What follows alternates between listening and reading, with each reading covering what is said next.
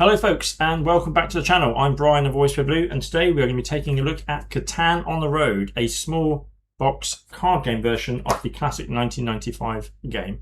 Now before I get into this I just want to go through three quick disclaimers. The first of this is that this was sent to me by Asmodee. This is a review copy, so I always like to be upfront about that. It does in no way sways my opinion of the game just because I got a review copy. But yeah, just want to be open and upfront about that. Two, I am not a fan of the original Catan. I have tried it several times. I do not gel with it. I've had some bad experiences with it, and I've lost the energy to want to force myself to make any further attempts at giving that game a go. It was the only one of those original gateway games that I never got on with.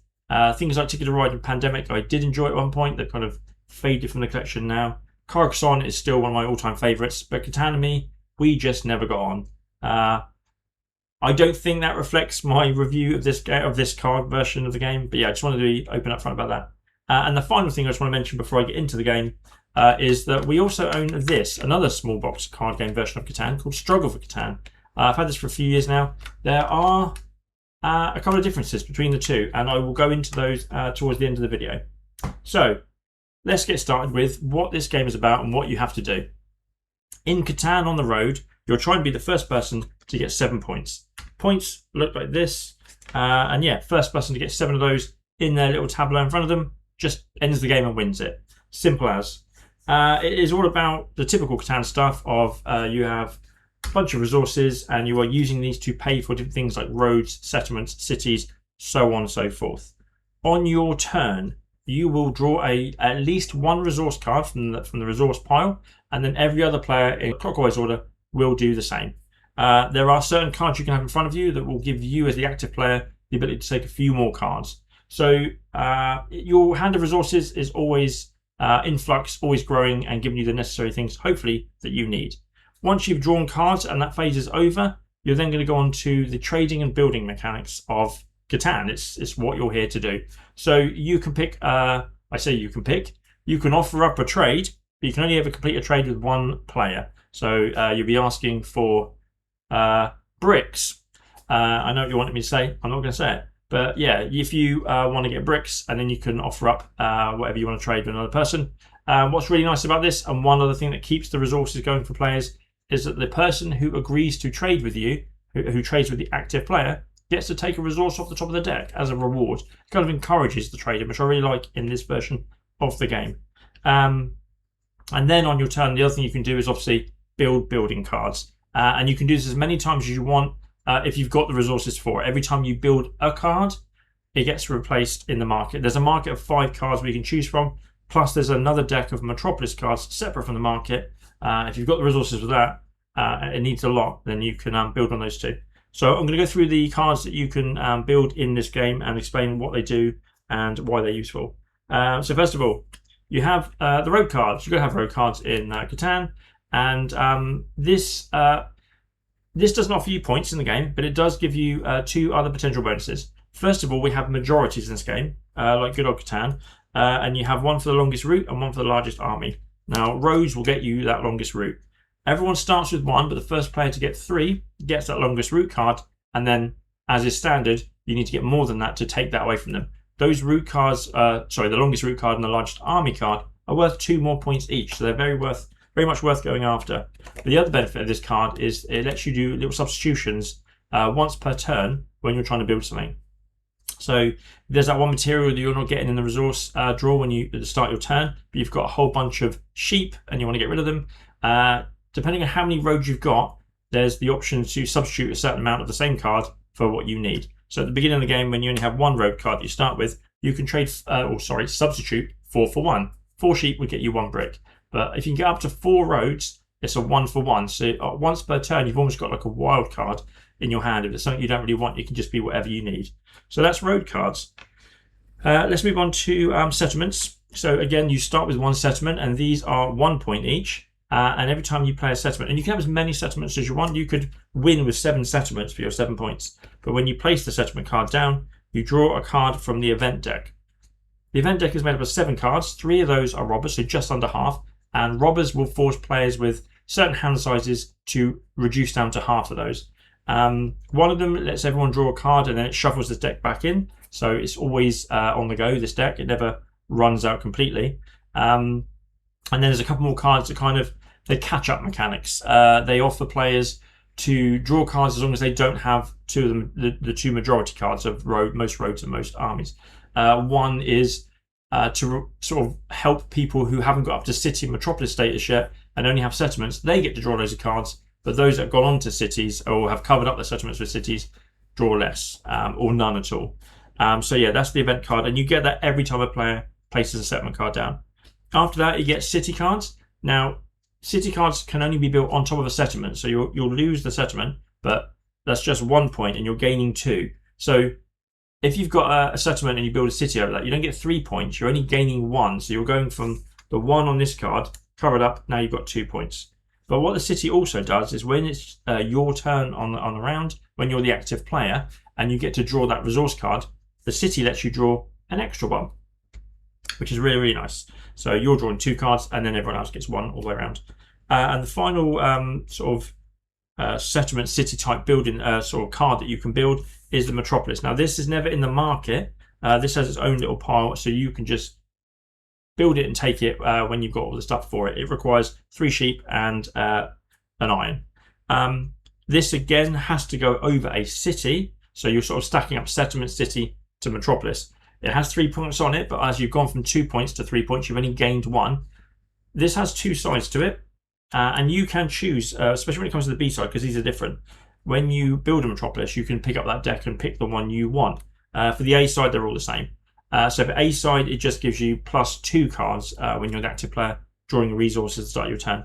The B side has different abilities. You get an extra card to draw, but there's also things like when you build it, you get rewarded for how many roads you've got, or if you've got the longest route and the longest or the largest army card, you win ties for that. So if someone takes it from you by beating you by 1, you only have to get 1 more and equal them to take that card back again. So that can be quite useful, especially because you get to choose to take the one you want.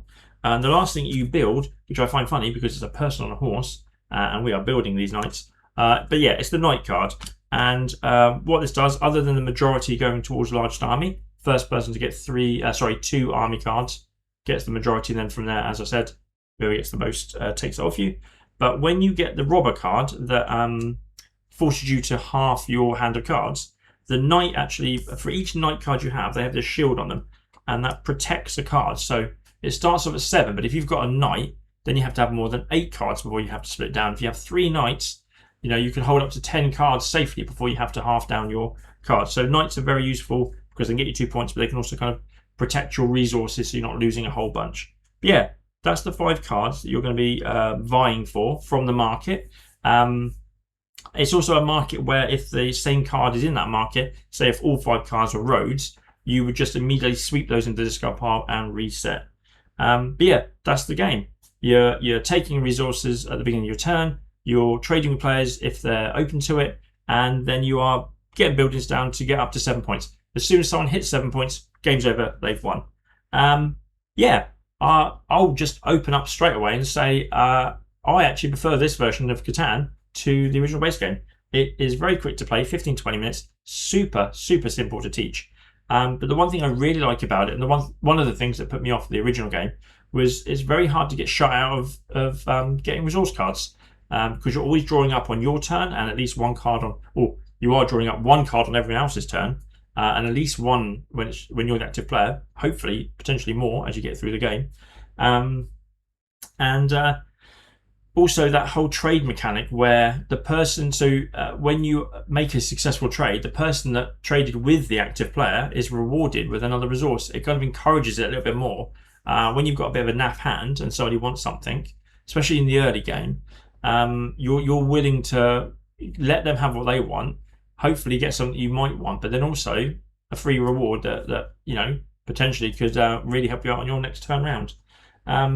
Yeah, it works. It's very slipstream. I like the fact that the settlement city and metropolis isn't like a big points haul, but it's that kind of steady increase. It's getting your head around the fact that you're losing a point but gaining 2, so you're only really gaining 1. But you have to kind of pick your strategy of where you're going to go with, because getting a bunch of roads in early is good. You get the majority, but then you're a target because people have a number to aim for to kind of take those 2 points off you.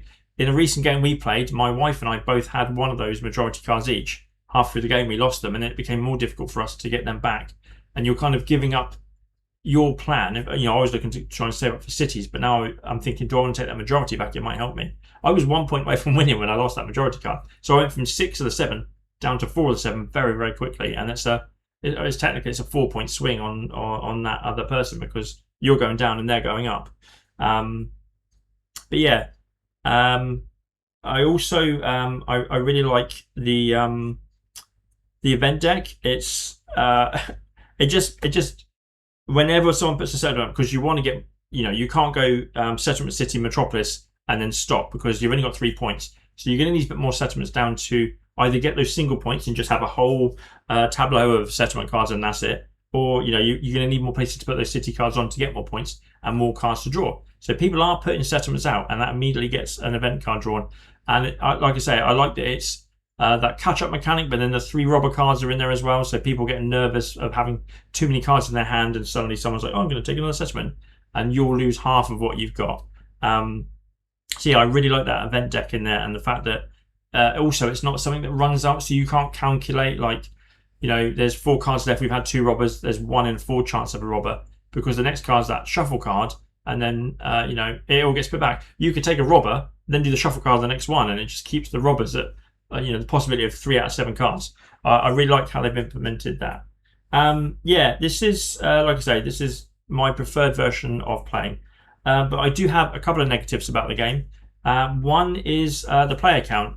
This, unfortunately, for me, plays a minimum of 3 players, 3 to 4 player. So it was a little bit harder for me to get to the table, because I could just play just me and my wife. I play a lot of games, and it was a case of every time we had people around for a games day, I'd sort of slip a game of Catan on the road in and say, hey, can we quickly play this one, because I got to review it. And all my friends have been great, and they've enjoyed it, but yeah, it just makes it a little bit harder to table, because it's that forced minimum of 3 player count. The other thing that you might have issue with, although I do praise how the resources are dealt with, and the kind of flow to it, because you're always taking a card at the beginning of your turn, that trade offers up the possible reward, so you're getting cards from there. You can still, it is still luck of the draw. That card you take at the beginning of your turn, and I had this recently, where I just kept drawing sheep, and I didn't need sheep, but every time I took a card from the deck, there was another sheep. And you will get to the point where eventually people need that sheep, so you're the guy to go to, because you're a shepherd now, not a builder. But yeah, it's although you're getting those new cards every time, if it's not the card you want, then it still isn't brilliant, and you're having to kind of it's making your gameplay take a little bit longer, because if you don't have roads yet, say you don't have the wood and the brick to build the roads, you're just getting wheat and sheep, you're having to wait till you've got like 4 of each of those before you can use the road substitute ability to trade 4 for 1 and 4 for 1 just to get a road to make substitution easier next time. And if people don't need sheep and you're the sheep guy, then you're not you're nothing to no one. Nobody wants to be your trading friend. So there is still that in the game. Yeah, I mean, those 2 things, they're small gripes, but at the end of the day, it is Catan distilled down to a very fun, pretty much travel-friendly version of the game. And there's nothing to talk about the art. Oh, the other thing that kind of irks me a little bit, something that I will say is more of a positive in the original Catan, is that board's in the middle of the table, and it's very easy to see with everyone's wooden pieces what's going on, who's got what. I mean, you have to calculate. You're going to have to count, 3 buildings, this many points, to work out where everyone is. So that's a little bit more difficult. But across the table with these cards, they've put the symbols for points kind of mostly in the artwork, which I found quite annoying. The other day when we were playing a game, 4-player game, and I was constantly trying to look across, and a couple of times I miscalculated because I couldn't see, because the road card and the night card don't have points on them. So if you don't see a point, you think it's one of those. And seeing colours of cards across the table, it just was a bit of it's harder to read the table, I found, than if you had that big board in the middle where everyone can just see everything going on. So yeah, I think that if they just put those point scoring icons in their own little space at the bottom of the card, and it was cleaner and easier to see across the table. But yeah, that is it. That is my, 15 minutes where that is my thoughts on Catan on the road. It is my preferred version of playing Catan. Comes in a small box, easy to take with you, easy to set up and play. I will quickly end this video with just an overview of the other card game, Struggle for Catan, because this has some benefits and some drawbacks. And so, there's 2 card versions out there. Maybe that will make your decision if you can still get hold of it. That is one thing I haven't checked if it's available, but I only got it about a year or 2 ago. But Struggle for Catan, so the first main difference in that game is it plays 2 to 4. So that's why I originally brought it. So me and my wife were able to give it a go, and back then that was my preferred way of playing it. It's the same kind of thing. You're trying to get a certain amount of points, but the big changes in it are, instead of having a market of building cards, the building cards are static. They are just piles of road cards, settlement cards, city cards, and night cards. There's no Metropolis now, I don't think. So you just take a settlement off the deck when you can afford to build it, much like you would do with your roads and buildings in the original game, because you've just got them. So you're just trying to build your stuff. It's not always, it's not always available. It's not blocked or anything, or someone else has got it first.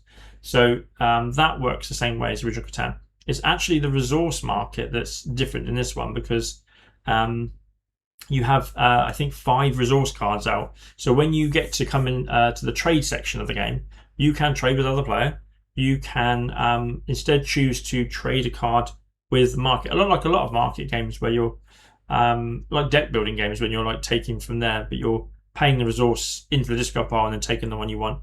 And what you can also do as well, if you've got a whole bunch of gumph in your hand that you want to get rid of, you can discard a number of cards and then just draw up from the draw pile itself. So it's random what you're going to be getting, but at least you've got a chance there. Like again, clogged up with sheep. Get rid of 3 sheep that I don't want, and 3 new things, hopefully. Or in my case, it'll probably be 3 sheep again. That's just how that works. But yeah, that's mostly the main difference of it. I prefer the flow of Catan on the road. It's just always moving. Apart from the only thing that would ever hold up is that trade thing. And I will say that although it solves the trading issue, you will still get to that point in the game where if someone's 6 points out of 7, they can beg to the sun goes down that they want has anyone got a brick? Anyone got a brick? But people are less likely to trade with you right at the end of the game. And you could keep drawing cards and not get what you want. But we did have a person that was, I think in the game we just played the weekend just gone, and they needed something to win the game. So we all said, go to hell. But then on their turn, they just drew the card, and that was the rules they wanted to need. So they weren't locked out of progressing.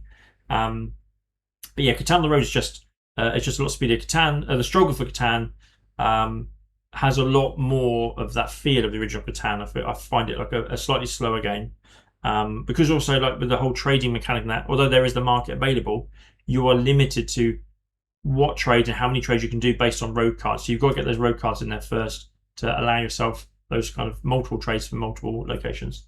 But yeah, that's the end of my thoughts on Catan on the road. It's I think if you're like me and you don't like the original Catan, it is worth a go. But I'm not going to say it's going to win you over to that whole set of Catan games just because you enjoy the card game. But it's easy to a lot easier to get to the table because it is just a very quick and speedy version of the game. And yeah, once again, my preferred version. So those are my thoughts. As always, thank you very much for taking your time to listen to me talk about board games. I always appreciate it. Please like the video if you enjoyed it. Please subscribe to the channel if you want to see more content. I am releasing videos as fast and furious as I can. And as always, I will see you all in the next video.